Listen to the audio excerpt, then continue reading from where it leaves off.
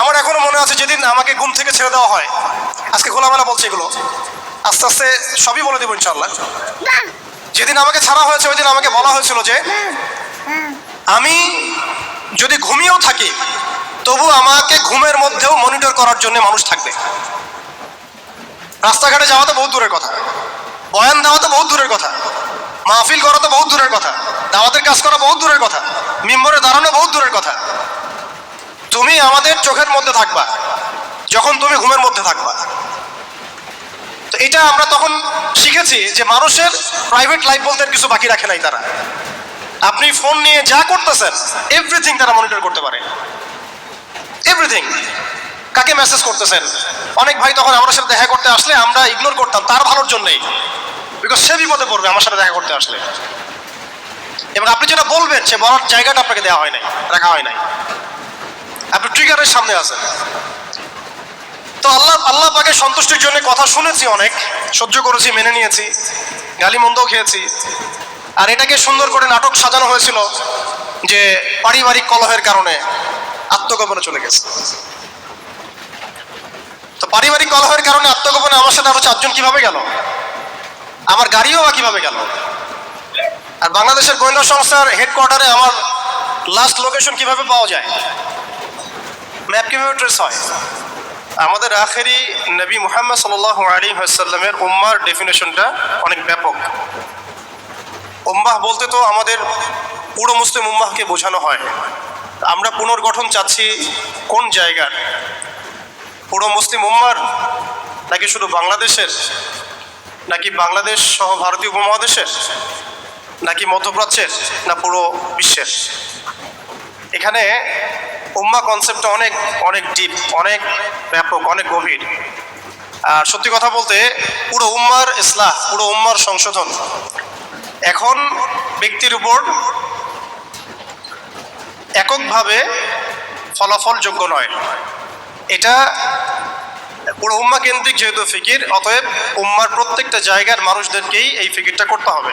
আমরা যে দৃষ্টিকোণ থেকে কথাটা বলছি সেটা হচ্ছে আমাদের অঞ্চলে উম্মতে মুহাম্মাদির পুনর্গঠনটা কিভাবে সম্ভব। আমরা এভাবে যদি কথা বলতে চিন্তা করি যে আমি বা আমরা দায়িত্ব নিয়েছি পুরো বিশ্বের উম্মার হালত পরিবর্তন করার, এটা আমাদের উপরে যোগ্যতার চেয়ে বেশি দাবি হয়ে যাবে, এটা আমাদের পক্ষে সম্ভব না। পুরো বিশ্বের উম্মার ইসলাহ, সংশোধন, পুনরুদ্ধার, পুনর্গঠন, এটা আমাদের পক্ষে মনে হয় না সম্ভব। আমাদের পক্ষে কতটুকু সম্ভব, আমরা উম্মার যে অংশ বিলং করি সেই অংশে উম্মার পুনর্গঠন কিভাবে সম্ভব। উম্মাহ অনেক ব্যাপক একটা শব্দ, অনেক গভীর একটা শব্দ। উম্মার মধ্যে 2টা ভাগ আছে, একটা হচ্ছে উম্মাহ তো দাওয়া এবং উম্মাহ ইজাবা। দাওয়া অর্থাৎ নবী সাল্লাল্লাহু আলাইহি ওয়াসাল্লাম সবাইকে দাওয়াত দিয়েছেন, এর মধ্যে কাফের, মুশরিক, মুনাফিকরাও উম্মার অন্তর্ভুক্ত। আব্দুল্লাহ বিন উবাই এবং তার অনুসারীরা কি উম্মার অন্তর্ভুক্ত নয়? তারা দাওয়ার অন্তর্ভুক্ত, বাট ইজাবার অন্তর্ভুক্ত নয়। ইজাবা কারা? যারা মুহাম্মদ সাল্লাল্লাহু আলাইহি ওয়াসাল্লাম যে দাওয়াতটা দিয়েছেন, আমরা দরুদ পড়ব সাল্লাল্লাহু আলাইহি ওয়াসাল্লাম, সেই দাওয়াতটা যারা কবুল করেছেন তারা উম্মত ইজাবা, এর মধ্যে আমরা পড়ছি। এখন উম্মত ইজাবার সংখ্যা আমাদের এখানে কোটি কোটি কোটি কোটি সারা বিশ্বে। এখন এমন একটা অবস্থা আমরা এসেছি যে পুনর্গঠনের প্রশ্ন উঠছে। তাহলে আমরা একটু খেয়াল করি যে উম্মার পুনর্গঠনটার প্রশ্নটা কেন উঠছে। 1 নম্বর কথা, উম্মাহ কি এটা তো আমরা বুঝতে পারলাম, এবং উম্মার আমরা কোন অংশ এটাও বুঝতে পারলাম। পরিপূর্ণ উম্মার ইসলাহ সংশোধন আমাদের এককভাবে একার পক্ষে সম্ভব না, এটাও বুঝলাম। তবে আমাদের আঞ্চলিকভাবে উম্মার যে অংশ, আমরা এই অংশটুকুর ইসলাহ সংশোধন, পুনর্গঠন, পুনরুজ্জীবন, এগুলো আমাদের দ্বারা সম্ভব। অ্যান্ড পরের প্রশ্ন হচ্ছে যে দ্বিতীয় শব্দটা, যে পুনর্গঠন, উম্মাকে পুনরুজ্জীবিত করা, উম্মার হারানো গৌরব ফিরিয়ে আনা, এই প্রসঙ্গটা আসছে কেন? এই প্রসঙ্গটা কেন আসছে? তার মানে আমরা নিজেরাই সংজ্ঞায়িত করে ফেলেছি যে উম্মার অবস্থা আগের মতো ভালো নাই, এটা আমরা স্বীকার করেছি এবং এটা আমরা সবাই বুঝতেও পারছি। এই কারণে আলোচনাগুলো আসছে, আলোচনাগুলো আসার প্রেক্ষাপট তৈরি হচ্ছে, বা আমরা টপিকগুলো নির্ধারণ করছি যে উম্মার পুনর্গঠন প্রয়োজন, পুনরুজ্জীবন প্রয়োজন, পুনর্জাগরণ প্রয়োজন। তার মানে আমরা আগের হালতে নাই। আমরা আগের হালতে নাই এটা মাথায় আসলে আবার এটাও মাথায় আসতে হবে, আগে আমরা কোন হালতে ছিলাম, আমরা আগে কোন হালতে ছিলাম। একজন ব্যক্তি রমাদান মাসে লাইলাতুল কদরে হেরা গুহায় আল্লাহ রব্বুল আলমিনকে ডাকছেন, আল্লাহ রব্বুল আলমিন তাকে আল কোরআনের মতো কিতাব প্রদান করছেন এবং তাকে সর্বশেষ এবং চূড়ান্ত নবী হিসেবে আল্লাহ পাক মনোনীত করছেন। কেন সেই ব্যক্তি হেরা গুহায় আল্লাহ রব্বুল আলমিনকে এভাবে ডাকছেন? কারণ তিনি যে সমাজে বসবাস করেন সেই সমাজটাকে আইয়ামে জাহিলিয়াত বলা হতো। সে সমাজের মধ্যে শিরক ছিল, সুদ ছিল, রিবা, মাদক, নারীর অবমাননা, গোত্রীয় হানাহানি, এরকম জাহালাতে পূর্ণ একটা সমাজে তিনি আল্লাহ পাককে ডাকছিলেন। সে একজন ব্যক্তি থেকে আস্তে আস্তে দাওয়াত শুরু হলো এবং তিনি প্রথমে ম্যান টু ম্যান দাওয়াত দিতে লাগলেন। আবু বকর, উসমান, উমর, আলী রাদিয়াল্লাহু আনহুম আজমাইন, তাদের মধ্যে সাহাবী তৈরি হতে লাগলো। এক পর্যায়ে মক্কায় 13 বছর দাওয়াতের মধ্যে আমরা সবরের পরিচয় দিলাম, ধৈর্যের পরিচয় দিলাম, দাওয়াত অব্যাহত থাকলো, আমরা নির্যাতন নিপীড়ন সহ্য করলাম।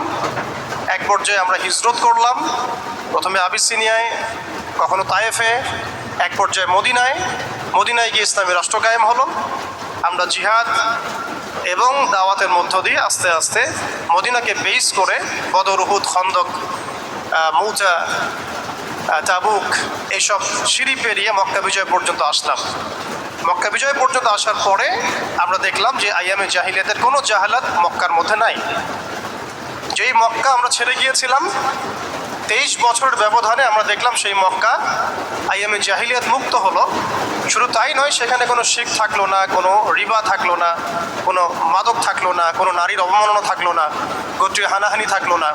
যেখানে আমরা ছিলাম মুস্তাদআফিন, দুর্বল, আমরা ছিলাম মক্কা থেকে বিতাড়িত, আমরা ছিলাম সংখ্যালঘু, সেখান থেকে আলহামদুলিল্লাহ মাত্র 23 বছরের ব্যবধানে আমরা পুরো জাজিরাতুল আরবকে শাসন করলাম এবং সেই বেইজের উপর দাঁড়িয়ে আবু বকর, ওমর, ওসমান, আলী রাদিয়াল্লাহু আনহুম আজমাইন তারা আরও প্রায় 30 বছর ইসলামী খেলাফা বাস্তবায়ন করলেন। এমনকি তাদের বেইজের উপর দাঁড়িয়ে উমাইয়ারা শাসন করলো প্রায় 90 থেকে 95 বছর, আব্বাসীয়রা প্রায় 500 বছরের মতো। এরপরে আসলো তুর্কিরা, মাঝখানে ফাতেমিরা, আপনারা জানেন মামলুকরাও শাসন করেছে, সেলজুকরাও করেছে, অটোম্যানরাও করেছে। তো আমরা বুঝতে পারছি যে উম্মাহ এই হালতে ছিল না যে এখন যে হালতে আছে। এই ছোট্ট কথা থেকে আমরা বুঝতে পারলাম যে উম্মাহ এক সময় বিজয়ী ছিল সব দিক থেকে, শুধু ব্যক্তিগতভাবে নয়, আধ্যাত্মিকভাবে নয়, শুধুমাত্র তাজকিয়াগত দিক থেকে নয়, শুধুমাত্র সামাজিকভাবে নয়, বরং রাজনৈতিকভাবেও। অর্থাৎ উম্মার পুনর্গঠন, পুনর্জীবন, এই যে কথাগুলো আসে এগুলো বেসিক্যালি আমরা রাজনৈতিক টার্মিনোলজি থেকে ডিল করছি। আর আমাদের উম্মার অবস্থা সবসময় এই বিশ্বকে নেতৃত্ব প্রদানকারী অবস্থায় ছিল, যেখান থেকে আমরা এখন সরে আসছি বলে আমাদেরকে এই টপিক নির্ধারণ করতে হচ্ছে যে কিভাবে আমরা এর পুনর্গঠন করব, পুনর্জীবন করব। এতটুকু আমাদের কাছে ক্লিয়ার যে আমরা এক সময় বিশ্বকে শাসন করেছি, বিশ্বকে নেতৃত্ব দিয়েছি। ব্যক্তি জীবন থেকে শুরু করে রাজনৈতিক জীবন পর্যন্ত আমরা আল্লাহ রাব্বুল আলামিন এবং তার রাসূলের প্রত্যেকটা বিধান মেনে চলেছিলাম বা মানার চেষ্টা করেছিলাম। আল্লাহ পাক আমাদেরকে সম্মানিত করেছিলেন। পৃথিবীর কোনো পরাশক্তি আমাদের সামনে টিকতে পারতো না, পৃথিবীর কোনো পরাশক্তি আমাদের সামনে টিকতে পারে নাই, না রোমানরা, না পার্সিয়ানরা, না এদিকের মাজুসিরা, আর না এই সাবকন্টিনেন্টের পৌত্তলিকরা, কেউই আমাদের সামনে দাঁড়াতে পারে নাই। তার মানে আমরা কয়েকটা দিক থেকে উম্মার বিজয়ে এই সময়টা পেরিয়ে এসেছি। একটা হচ্ছে আধ্যাত্মিক দিক। উম্মা এক সময় আধ্যাত্মিকভাবে এমন আলোকিত ছিল যে তাদের ইমানের সামনে কোনো কুফর টিকতে পারতো না। তারা পারিবারিকভাবে আলোকিত ছিল, তারা জ্ঞানতাত্ত্বিকভাবে আলোকিত ছিল, তারা তাসাউফের দিক থেকে আলোকিত ছিল, তারা অর্থনৈতিক দিক থেকে অনেক শক্তিশালী ছিল, সামরিক দিক থেকে তারা অনেক শক্তিশালী ছিল। জামাবদ্ধভাবে আমরা থাকতাম, কোনো বিভক্তি ছিল না। আমাদের মধ্যে আসসামু ওয়া তাআ ছিল, আমাদের মধ্যে আমির, মামুর, বায়াত এবং ইতাআত ছিল। আমাদের মধ্যে রাষ্ট্র ব্যবস্থা ছিল, খিলাফা স্টেট ছিল, শরিয়া আইন ছিল এবং শরিয়া বা ইমারা রাষ্ট্র ব্যবস্থা ছিল। আমরা বলতে পারি যে সিন্ধু, এদিকে সিন্ধু, ওইদিকের আফ্রিকা, আফ্রিকা থেকে সিন্ধু পর্যন্ত, ওইদিকে পশ্চিমা সভ্যতা থেকে চায়না পর্যন্ত বলা যায় পৃথিবীর 4 ভাগের 3 ভাগ আমাদের দখলে ছিল। এই ছিল উম্মার অবস্থা। আমি বলেছিলাম টপিকটা অনেক গভীর, অনেক সময় সাপেক্ষ। আমি খুব অল্প কথায় বলার চেষ্টা করছি। উম্মার পুনর্জাগরণ কথাটা বলতে আমরা শুধু আধ্যাত্মিক পুনর্জাগরণ বুঝি না। আধ্যাত্মিক পুনর্জাগরণ আমাদের অনেকের অনেক ভালো অবস্থা এখনও আছে, আলহামদুলিল্লাহ। আমাদের প্রচুর মসজিদ আছে, প্রচুর মাদ্রাসা আছে, প্রচুর তোল্লাব আছেন, প্রচুর ওলামায়ে কেরাম আছেন। আমাদের বুদ্ধিজীবীর অভাব নাই, সামরিক বাহিনীর অভাব নাই, কিন্তু আমাদের ইসলামিক স্টেটেরও অভাব নাই। নামকা বাস্তায় যদিও অনেক কিছুই, জনসংখ্যাও প্রচুর, সম্পদও প্রচুর, খনিজ সম্পদও প্রচুর। আমাদের মা বোনদের, পর্দানসীন মা বোনদের অভাব নাই। তাহলে আমরা কোন জায়গা থেকে পুনর্জাগরণের কথাটা বলছি? আসলে আমরা পুনর্জাগরণের কথাটা বলছি সামগ্রিক অর্থে, স্পেশালি রাজনৈতিক অর্থে। সামগ্রিকভাবে কিন্তু স্পেশালি রাজনৈতিকভাবে। এখন আসেন যে কিভাবে সম্ভব এই হারানো ঐতিহ্য গৌরব ফিরিয়ে আনা, এটাই মূল কথা। আসলে আমাদের অনেক আলোচনা, কিন্তু মূল কথা কিন্তু অল্প হবে। আসলে কিভাবে পসিবল সেই জায়গা থেকে ফিরে আসে। আচ্ছা, এখন এতক্ষণ তো বললাম আমরা কোথায় ছিলাম, এখন ওই জায়গা থেকে আমরা কোথায় আসছি এটা একটু বলি, তারপরে বুঝবো ইনশাআল্লাহ ওই জায়গা থেকে আমরা কোথায় আসছি। আসলে এখন আমি একটু আগে বললাম যে আমাদের প্রচুর মসজিদ আছে, মাদ্রাসা আছে, সব কিছু আছে, এটা সত্য। ইসলামের স্বর্ণযুগে যতগুলো ইউনিভার্সিটি ছিল না, আমাদের ঢাকা শহরে গাজীপুরে তার চেয়ে বেশি ইউনিভার্সিটি আছে। ইসলামের স্বর্ণযুগে আমাদের জনসংখ্যা যত ছিল না, আমাদের এখন জনসংখ্যা তার চেয়ে অনেক বেশি। আমাদের মিডিয়া, প্রযুক্তি, আমাদের অস্ত্রশস্ত্র, আমাদের রাষ্ট্র, সব কিছু অনেক বেশি। কিন্তু কোন জায়গা থেকে পিছিয়ে আসছি, আমরা কোন জায়গায় আছি, এটা ডিল করতে হবে। এবং ডিলিংসটা এক্সটার্নাল অবজারভেশন দিয়ে করলে হবে না, ইন্টারনাল অবজারভেশন দিয়ে করতে হবে। খিদির আলাইহিস সালামের মতো বাহ্যিকভাবে অনেক কিছু মনে হবে, অনেক ইসলামিক দল আছে, অনেক মুসলিমদের সংখ্যা অনেক, একটু আগে বললাম মসজিদ, মাদ্রাসা সব কিছু অনেক বেশি, সবই ঠিক আছে। কিন্তু ইন্টারনালি আমাদের কিছু বিষয় দেখতে হবে। ইন্টারনালি কি নাই আমাদের মধ্যে? এক নাম্বার, ইন্টারনালি সেই রাজনৈতিক বৈশ্বিক ক্ষমতা আমাদের হাতে নাই, প্রথম কথা। এবং এটা আমাদের জন্য লজ্জা। একটা সময় ছিল যখন আমরা এগুলো সব হাসিল করেছিলাম, প্রথমে তারা আমাদের কাছ থেকে যেটা কেড়ে নিয়েছে তা হচ্ছে রাজনৈতিক ক্ষমতা। তারা আমাদের কাছ থেকে প্রথমে ব্যক্তি জীবনে ধর্মের স্বাধীনতায় হস্তক্ষেপ, দেখলেই পিটায় মেরে ফেলবো, এই জায়গায় তার আগে আঘাত করেনি আমাদেরকে। তারা আমাদেরকে সবার আগে আঘাত করেছে রাজনৈতিক জায়গায়। আমাদের খেলাফা কনসেপ্ট তারা ভেস্তে দিয়েছে, ভেঙে দিয়েছে, বাইতুল মুকাদ্দাসকে লিবারেট করেছে। এরপরে সেই খেলাফা কনসেপ্টটাকে দূর করে দিয়ে তারা 50 থেকে 57টার মতো ক্ষুদ্র ক্ষুদ্র রাষ্ট্রে আমাদেরকে বিভক্ত করে দিয়েছে। এরপরে শুধু তাই নয়, এটা তো গেল বিভক্তি, কাঁটাতারের বেড়ার, যেটাকে আমরা নাম দিয়েছি জাতীয়তাবাদ। তারা প্রথমে আমাদের মাদ্রাসাগুলো বন্ধ করে নাই, তারা ওয়াকফ বিল দিয়ে এইভাবে আমাদের মাদ্রাসা, আমাদের মসজিদ, ভূমিগুলোকে দখল করে নাই। তারা প্রথমে আমাদের রাজনৈতিক ক্ষমতাটাকে কেড়ে নিয়েছে, খিলাফা কনসেপ্টটাকে ডিস্ট্রয় করেছে। এরপরে 57টার মতো টুকরা টুকরা রাষ্ট্রে আমাদেরকে ভাগ করেছে। এরপরের অবস্থা আরও ডেঞ্জারাস। ওই রাষ্ট্রগুলোর মধ্যে তারা তাদের তাবেদার মোনাফেক শাসক বসাইছে। তাদের ধাপগুলো বুঝেন, কোন জায়গা থেকে আমরা কোন জায়গায় আসছি। তারপরে আমি অল্প কথা শেষ করব যে সলিউশন হতে পারে কি কি, যদিও সেগুলোর বেশিরভাগই তাত্ত্বিক, প্র্যাকটিক্যাল খুব কমই হবে। আর প্র্যাকটিক্যাল কেন কম হবে? আমাদের কারণেই হবে। কারণ আমরা অনেক কিছু বুঝি কিন্তু কাজ করতে চাই না। আমরা বুঝি অনেক কিছুই, কাজ করতে বলেন কাজের বেলা নাই, বুঝার বেলা আছে। এগুলো আমরা বুঝতে আসি 100 বছর থেকেই। কেউ বুঝেও বুঝি না, কেউ দেখেও দেখি না, শুনেও শুনি না। ওইদিকে পরে আসি, হার্ড লাইনে চলে যাবো আর কি। এখন রাষ্ট্র ভাগ করার পরে আমাদেরকে জাতীয়তাবাদে বিভক্ত করা হয়েছে। এরপরে আরও মারাত্মক যে কাজটা করা হয়েছে সেটা হচ্ছে আমাদেরকে নিরস্ত্রীকরণ করা হয়েছে। আপনি আপনার রাষ্ট্রের অভ্যন্তরে নিজের ইচ্ছায় আপনি বিশ্বের মারণাস্ত্রগুলো তৈরি করতে পারবেন না। তারা আপনাকে আইন করে দিয়েছে, ব্যান করে দিয়েছে। তারা আমাদের রাষ্ট্র ব্যবস্থার মধ্যে ইউনাইটেড নেশনসের মতো মুসলিমদের ইউনাইটেড মুসলিম অর্গানাইজেশনগুলোকে দমন করেছে এবং সেগুলো গঠন করতে আমাদেরকে দেয় নাই। উল্টা তারা সেগুলো করেছে ঠিকই। এরপরে তারা আমাদের রাষ্ট্র ব্যবস্থাগুলোর মধ্যে ওই মোনাফেক শাসকদেরকে বসিয়ে জনগণকে শাসন করিয়েছে। এখনও করে যাচ্ছে, আগামীতেও হয়তো করে যাবে। আমরা সবই বুঝি, কিন্তু আমাদের চিন্তাগুলো কেন জানি মসজিদ পর্যন্ত সীমাবদ্ধ হয়ে যাচ্ছে। এরপরে যেটা হয়েছে আরও মারাত্মক, ওই রাষ্ট্রগুলোর মধ্যে তারা 5টা আমি বলি দেবতা, 5 দেবতা ঢুকিয়ে দিয়েছে। 5 দেবতা কি? আগে ছিল 4 দেবতা, লাত, উজ্জা, হবল আর মানাত। লাত, উজ্জা, হবল আর মানাত নিশ্চয়ই পড়েছেন আপনারা সিরাতের মধ্যে। এগুলো ছিল আবু জেহেল, আবু লাহাবদের দেবতা। তারা কিন্তু এই দেবতাগুলোর পূজা করত আল্লাহকে পাওয়ার জন্যই। তারা বলতো মা না'বুদুহুম ইল্লা লিয়ুকাররিবুনা ইলাল্লাহি যুলফা, আমরা শুধু এই কারণেই এই লাত, উজ্জা, হবল, মানাতের ইবাদত করি যাতে তারা আমাদেরকে আল্লাহ পর্যন্ত পৌঁছে দেয়। এখনও এই 4-5টা দেবতার আমরা পূজা করছি, বাট এগুলো ভিজুয়াল না, এগুলো হচ্ছে আদর্শিক, ফিলোসফিক্যাল।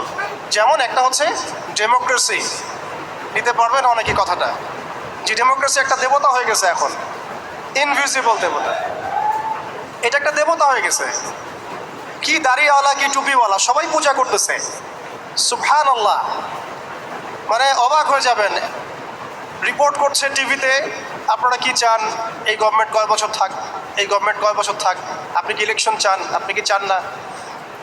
অডিয়েন্সের সাধারণ আমজনগণের জবাব হচ্ছে না, আমরা ইলেকশন চাই না।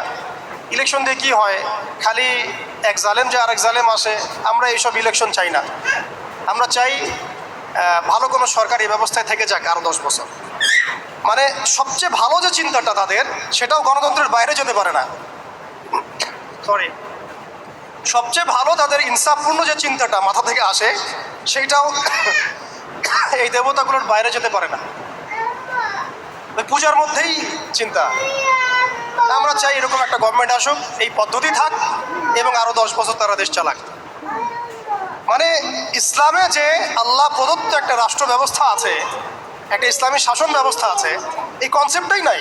নামাজ পড়ছে মাশাআল্লাহ, রোজা রাখছে, হজমরা সবই করছে, বাট কেন জানি পলিটিক্যালি রাষ্ট্র ব্যবস্থা ইসলামের যে রূপরেখা আছে বা ইসলামের যে একটা সুন্নাহ আছে, নবী সাল্লাল্লাহু আলাইহি ওয়াসাল্লামের যে একটা রেখে যাওয়া উসওয়াতুল হাসানা আছে, এইটাই মানুষ মানতে পারছে না বা বুঝতে পারছে না। জাযাকাল্লাহ।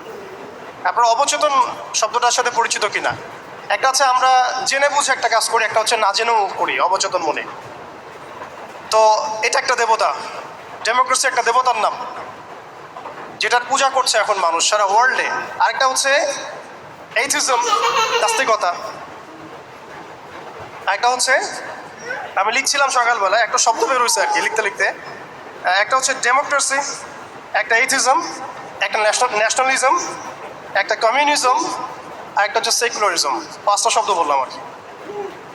এখনকার এই বিশ্ব ব্যবস্থায় ইসলামী খেলাফতকে দূর করে দিয়ে, উম্মাকে বিভক্ত করে দিয়ে, মুনাফিক শাসকদেরকে বসিয়ে ইন্টারনালি প্রত্যেকটা রাষ্ট্রে এই 5টা দেবতা বসানো হয়েছে। ডেমোক্রেসি, এইথিজম, আর বললাম কি ন্যাশনালিজম, একটা কি বললাম কমিউনিজম এবং সেকুলারিজম, DANCS, কিছুটা ড্যান্সের মতো আর কি। আসলে এরা বিশ্বকে নাচাচ্ছেই, এরা এইসব মতবাদ দিয়ে বিশ্বকে নাচিয়ে বেড়াচ্ছে আর কি। তারা নিজেরা নাচে না এগুলোতে, বরং তারা এগুলোর মধ্য দিয়ে মুসলিমদেরকে নাচায়। যদিও এটা এক্স্যাক্টলি ড্যান্স শব্দটা হয় নাই, কাছাকাছি হয়েছে আর কি। এখানে D আছে, A আছে, N আছে, C এবং S আছে। এই 5টা দেবতার শেকড় যদি এই বিশ্ব থেকে উপড়ে ফেলা না যায়, তাহলে ইসলামী শরিয়া, ইমারা এবং খেলাফা কায়েম হবে না। এবং যখন এই বিশ্বে ইনশাআল্লাহ তাআলা আগামীতে শরিয়া, ইমারা এবং খেলাফা বাস্তবায়িত হবে, তখন এই 5টা দেবতার কোনোটাই বাকি থাকবে না ইনশাআল্লাহ।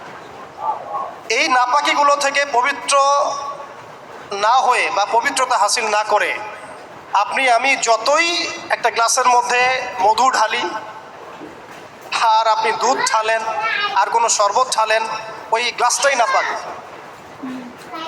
আফসোস হচ্ছে আমরা এই নাপাকিগুলো ধরতে পারছি না অনেকেই। আল্লাহ পাক আমাদেরকে ধরার এবং বোঝার তৌফিক দান করেন। এই সিস্টেমগুলো ব্যর্থ, এই মতবাদগুলো ব্যর্থ। এই মতবাদগুলো তৈরি করা হয়েছে আমাদেরকে শাসন করার জন্যে।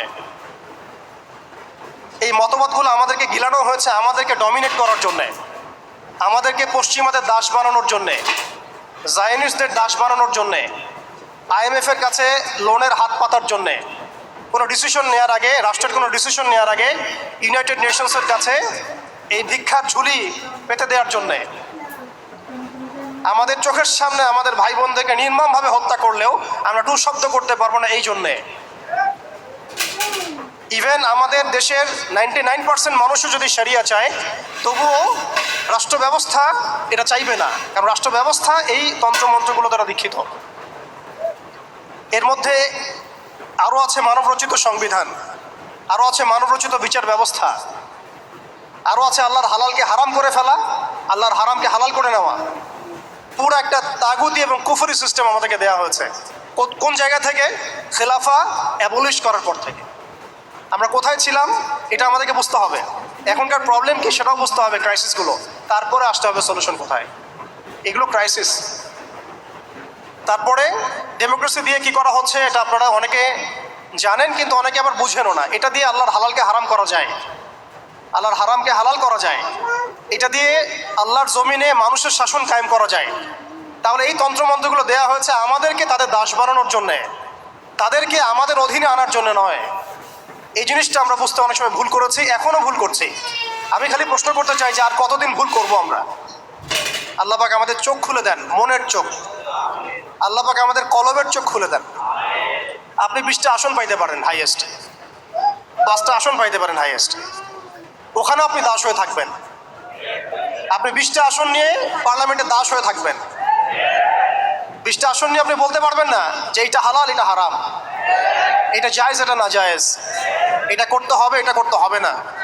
আর যদি আপনি বলেনও, আপনার কথা কেউ শুনবেও না, কারণ মেজরিটি শুড বি গ্রান্টেড। তাদের মূল নীতি হচ্ছে এটা, সংখ্যাগরিষ্ঠ মানুষ যা বলবে তাই হক। আগামীকাল সংখ্যাগরিষ্ঠ মানুষ বাংলাদেশে বলবে নাউযুবিল্লাহি মিন যালিক, যে এই বিবাহিত ধর্ষণের বিচার করা হোক, নাউযুবিল্লাহ, আর ওই পতিতালয়ে গিয়ে সময় কাটানো, নাউযুবিল্লাহি মিন যালিক, এটাকে প্রমোট করা হোক, শ্রমিকের অধিকার দেওয়া হোক। আগামীকাল মানুষ বলবে এলজিবিটির লাইসেন্স দেওয়া হোক। আগামীকাল মানুষ বলবে ট্রান্সজেন্ডারকে বাধ্যতামূলক করা হোক, আইন করা হোক। আপনি 20টা আসন নিয়ে কিচ্ছু করতে পারবেন না, বিকজ এই সিস্টেমটা দাঁড়িয়ে আছে এমন একটা বালির ঢিবির উপরে, যার উপরে কোনো ঘোড়া দাঁড়াতে পারে না। এই সিস্টেমটা দাঁড়িয়ে আছে এমন একটা ভঙ্গুর মাটির উপরে, যার উপরে আপনি কোনো প্রাসাদ নির্মাণ করা সম্ভব নয়। মাটিটাই তো ভঙ্গুর। তো এই আদর্শিক এই মতবাদগুলো দিয়ে তারা আমাদের খিলাফাটাকে ডিস্ট্রয় করে দিয়েছিল। আজকে থেকে 100 বছর হয়ে গেছে। আজকে 100 বছর পরে এসে আমি এগুলো নিয়ে কথা বলছি, আমরা এগুলো নিয়ে কথা বলছি। তো মাশাআল্লাহ, এটা ভালো। আমি এই ব্যাপারে আশাবাদী যে মাশাআল্লাহ বাংলাদেশের তরুণ প্রজন্ম এখন বুঝতে শিখছে, আলহামদুলিল্লাহ। এবং আমরা যদি এভাবে দাওয়াতের মেহনত অব্যাহত রাখতে পারি, ইনশাআল্লাহ তাআলা অন্যদের 20 বছর লাগলে আমাদের 2 বছর লাগবে ইনশাআল্লাহ। আমি কাজের ব্যাপারে পরে আসছি, একটু সময় নিব আপনাদের কাছে। এরপরে তারা যেটা করেছে, হালতটা বুঝেন। এরপরে তারা আমাদের ইয়াং জেনারেশনকে টার্গেট করেছে, কয়েকটা জেনারেশনকে টার্গেট করেছে তারা। একটা হচ্ছে ওলামায়ে কেরাম শ্রেণী, একটা হচ্ছে পলিটিশিয়ান, একটা হচ্ছে তরুণ প্রজন্ম, একটা মেয়েরা, একটা বাচ্চারা। খেয়াল করে দেখেন, আমাদের পলিটিশিয়ানদেরকে তারা টার্গেট করে কি করেছিল? তাদেরকে ক্ষমতার লোভ দিয়ে ঈমান হারা করেছে, এবং আল্লাহর জমিনে মুসলমান নামধারী শাসকদেরকে দিয়েই আল্লাহ বিরোধী আইন বাস্তবায়ন করাইছে। নামধারী মুসলিম শাসকরাই করেছে, এবং তারা বলেছে জনগণ এটাই চায়। দেখেন, শাসকদেরকে তারা ক্ষমতা দিয়ে তাদের বসে নিয়ে আসছে, দুনিয়াবী স্বার্থ দিয়ে বসে নিয়ে আসছে। ওলামায়ে কেরামদের একটা শ্রেণীকে তারা কিভাবে বসে নিয়ে আসছে? মসজিদ করে দিব, মাদ্রাসা করে দিব, সব কিছুর সাপোর্ট আমরা দিব। রাষ্ট্র নিয়ে, অর্থনীতি নিয়ে, সমাজনীতি নিয়ে আপনারা কথা বলতে আইসেন না। এই টোপ তারা গিলেছেন অনেকেই, গিলেছেন। এবং গেলার পর একটা পর্যায়ে কি হয়েছে? ভারত জাজল্যমান দৃষ্টান্ত আমাদের সামনে। জাজল্যমান দৃষ্টান্ত। যখন আল্লামা আবুল হাসান আলী নাদভী রহমতুল্লাহ আলী বলেছিলেন যে ইতিহাসের এমন কিছু সন্ধিক্ষণ আসে যখন রাজনৈতিক বিচক্ষণতার অভাবে মুসলিমরা যদি এমন কোনো সিদ্ধান্ত নেয় যে সিদ্ধান্তটা যুগোপযোগী না, তাহলে সেই একটা সিদ্ধান্ত উম্মাকে 100 বছর পিছায় দেয়। আপনারা পড়ে দেখেন ওই বইটা, মুসলিমদের পতনে বিশ্ব কি হারালো, বইটা পড়ে দেখেন। ঠিক আমরা দেখুন, আমরা মনে করেছি আমরা একটা ইসলামিক রাষ্ট্র, আমরা একটা রাষ্ট্রে আছি, এই রাষ্ট্রটি হিন্দু গভর্নমেন্ট, কোনো সমস্যার কিছু নাই, তারা আমাদেরকে মসজিদ দিয়েছে, মাদ্রাসা দিয়েছে, সব কিছু ঠিকঠাক চলছে।